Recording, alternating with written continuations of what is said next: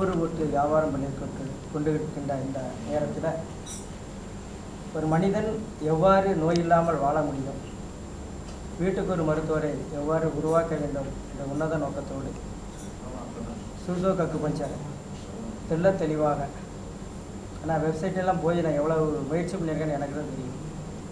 அதில் 2 நாட்களில் ஒரு magnet therapy, colour therapy and Sujok acupuncture 6 கீ தெளிவாக விளக்கிய நிலை. ரெண்டாவது காரணம் என்னென்னா, ஒரு ஆன்மீகவாதியாக இருக்கிறதுனால ஈஸியாக பண்ணிட்ரேட் பண்ண முடிஞ்சது. அதை ஆன்மீகத்தையும் சேர்த்து